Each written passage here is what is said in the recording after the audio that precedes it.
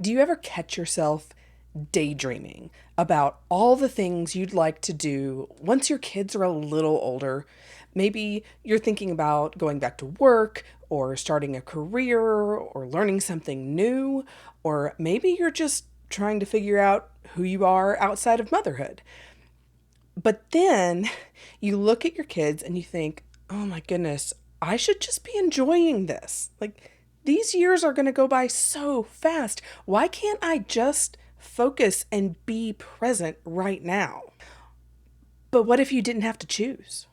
What if you could be fully present with your kids and still take small steps toward whatever it is that God has for you next? That's what we're talking about today. And I'm going to give you 3 simple ways to do both without the guilt.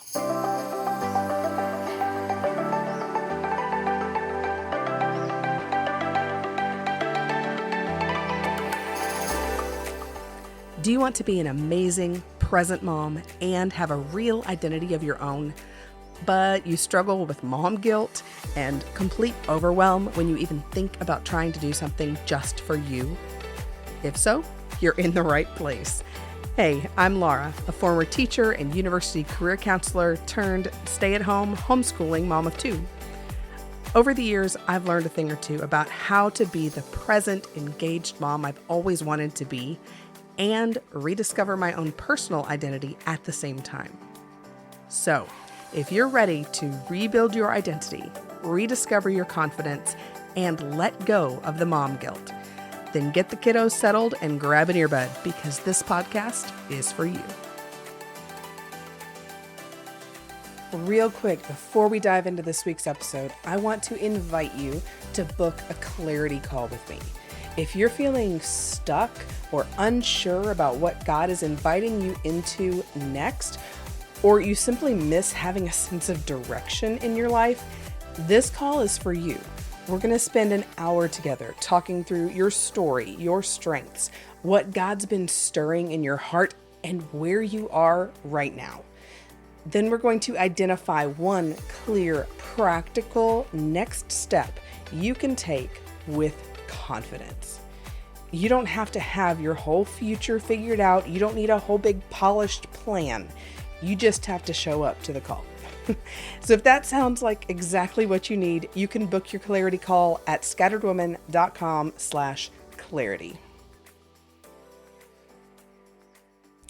A while back, I did a bunch of interviews and surveys with stay-at-home moms, asking questions and listening to their struggles, their dreams, and I walked away with a much clearer picture of what stay-at-home moms are facing right now.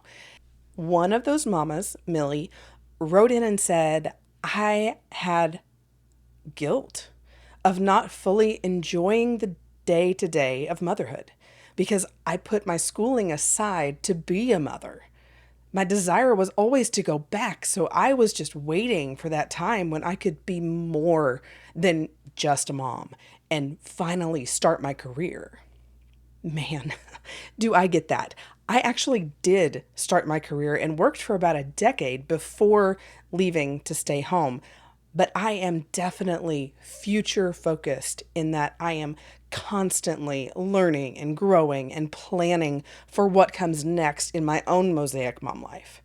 And I know there are lots of mamas out there like Millie who intentionally put their careers or their education on hold once they became moms, and they've been itching to get back to it ever since. And maybe that sounds like you. Maybe you are super excited and focused on whatever you want to do after your kids are a little older or they don't need you quite as much. And you feel guilty for not just relaxing and enjoying the time you have with them right now. You want to enjoy your time with your kids. You know the growing years are fleeting, but you have such a strong pull toward a career or a desire to get back to work that you feel guilty for not enjoying time with your kids or not prioritizing time with your kids enough while you have the opportunity. So how can we be both truly present with our kiddos and still keep one eye on what's next for us, and do both guilt-free. That's what we're tackling today. I've got 3 simple steps to help you both live in the moment with your kiddos and also spend time working toward whatever God leads you into next. And the first thing that I want you to understand is that some of this tension may simply come from the way God wired you. If you're naturally future focused, you're not doing something wrong by thinking about what's next. You just need to understand that tendency so you can work with it instead of feeling guilty about it. So that's step number 1. Just acknowledge your unique personality. Some of us are very present focused. I have 2 friends, one from junior high and one from college, and they are both extremely out of sight, out of mind. And that doesn't mean that they love me any less because they live, 12, 13 hours away. It just means they're focused on what's right in front of them right now. And that is truly a strength for them. Some of us are very future focused. I am constantly looking at the what ifs and planning for whatever comes next. And I tend to miss what's right in front of my face. So the looking ahead is a strength. Missing what's right in front of my face, not so much. But here's the kicker. Neither of these personality traits are good or bad. They're just how we tend to operate. It's information. But when it comes to releasing the mom guilt, we need to understand and actually believe that there's nothing wrong with us. Being future focused is just as normal and good as being present focused. When we understand how our personalities work, why we are the way we are, we can let go of the guilt. God made us this way on purpose, for a purpose. Now, that doesn't mean that every natural tendency we have is something that we should just indulge. It means that in this instance, whether we are present focused or future focused, we don't have to feel ashamed either way. We can recognize it, thank God for the strengths that come with it, and then choose how we're going to function in that knowledge. If we know we have a tendency to be all up in our heads, dreaming about the future, but we also don't want to miss these years at home with our kiddos, we can consciously plan activities or daily routines that help us stay more present. If we know we tend to just ignore the future, but we don't want to get our kids all grown up and realize we don't know who we are or what we want out of life, we can then plan baby steps to help us rediscover who we are and what we want out of life. We don't have to stop focusing on the things we naturally focus on. We just need to build in time and space to do the things we're not naturally focused on. So, since we're on the topic of how we can use our time more intentionally, let's move on to step 2, which is have dedicated segments of time in your day. Now, the goal here isn't to schedule every minute of your life. It's just to give both parts, that present focus and the future focus, a place to belong. Chelsea Joe is a podcaster over at Systemize Your Life, and she talks about having 5 main time blocks in your day. She talks about a morning routine that's right when you first wake up and you're getting ready. It's time just for you.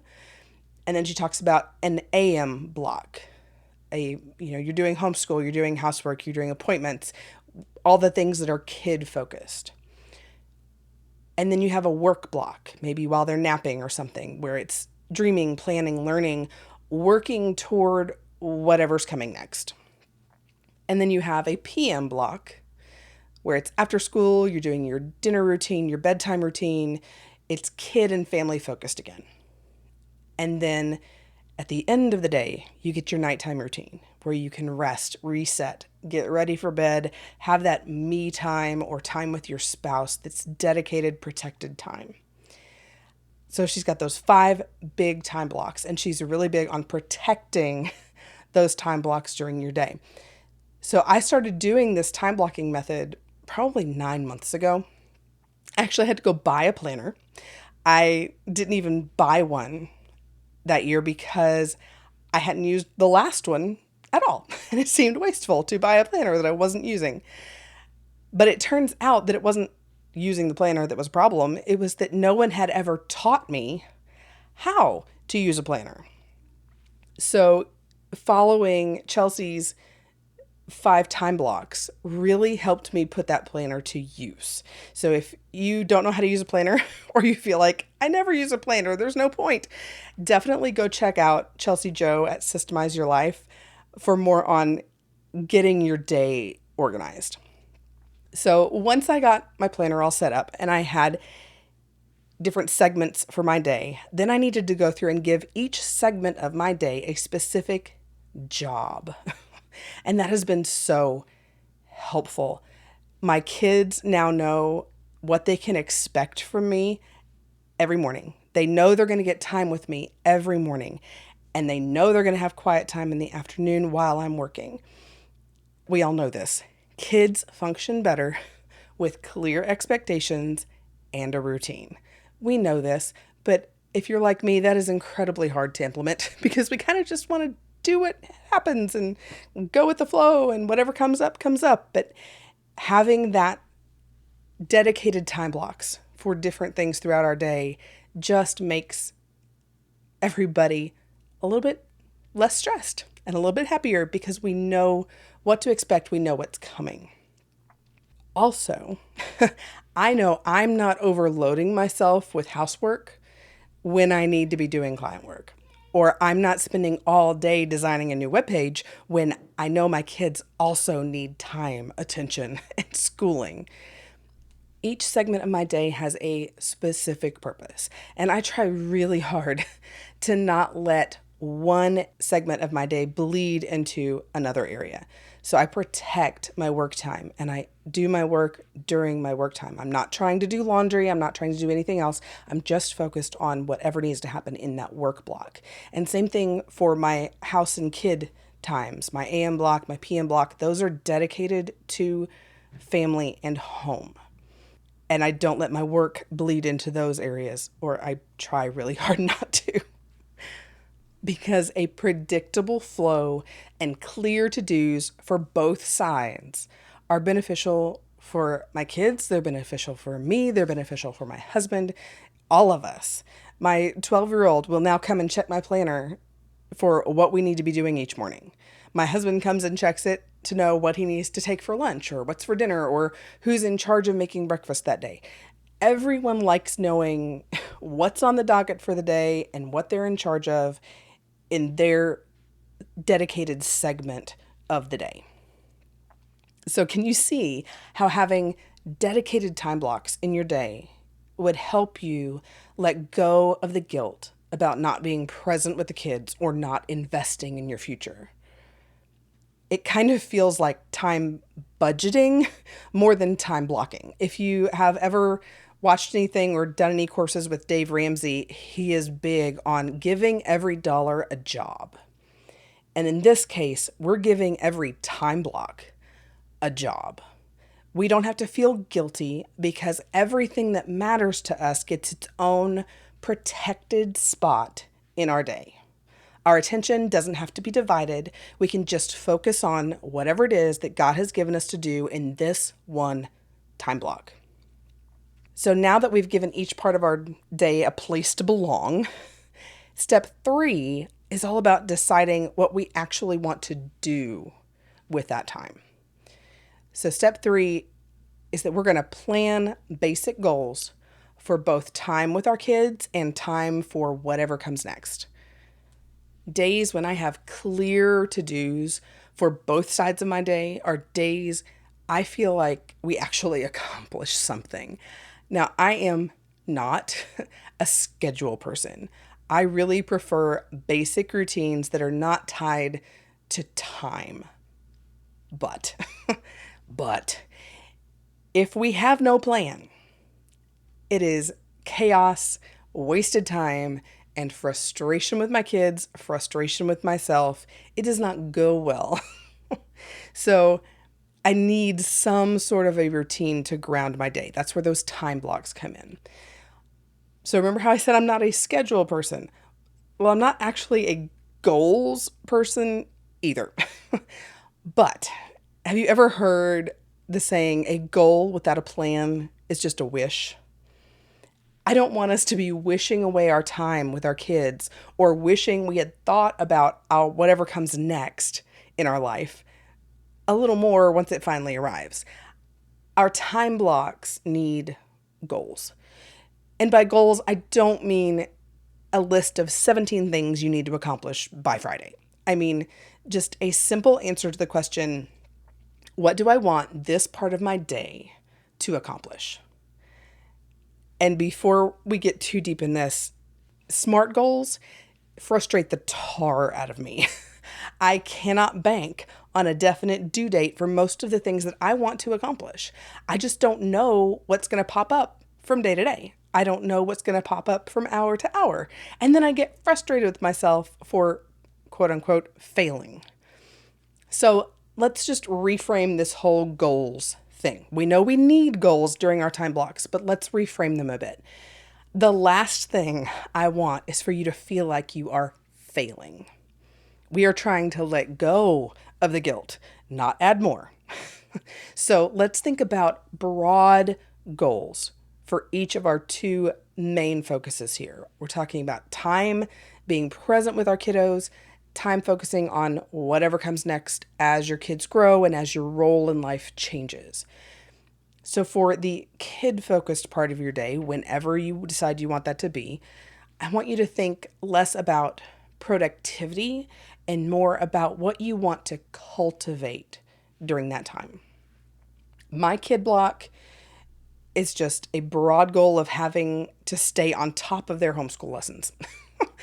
I am pretty flexible. We take plenty of mental health days around here, but overall, the goal of my kid-focused time block is to keep moving forward in the curriculum and keep learning something every single day.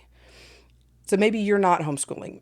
Maybe your kid goal is to take a walk together and talk every day, or play with them every morning while your phone is in the other room, or one day each week you want to go on an adventure together.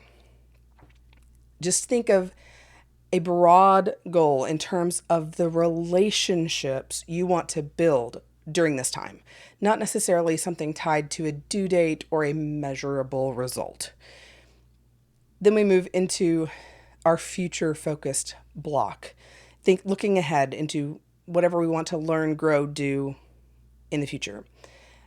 Right now, my goals are tied to my work at home job, all my virtual assistant stuff. Yours might be tied to something you want to learn how to do, or a dream job you'd love to pursue once your kids are older. Whatever it is, think about that end goal and then reverse engineer the baby steps.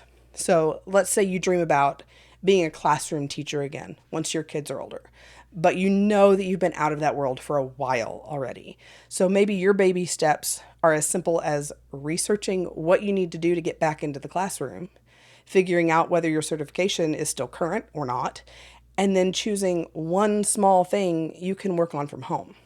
Maybe that's taking one continuing ed course, or maybe it's reconnecting with a former colleague. Maybe it's just spending an hour researching what the requirements are in your state. The point is, you don't have to solve the whole going back to teaching problem right now.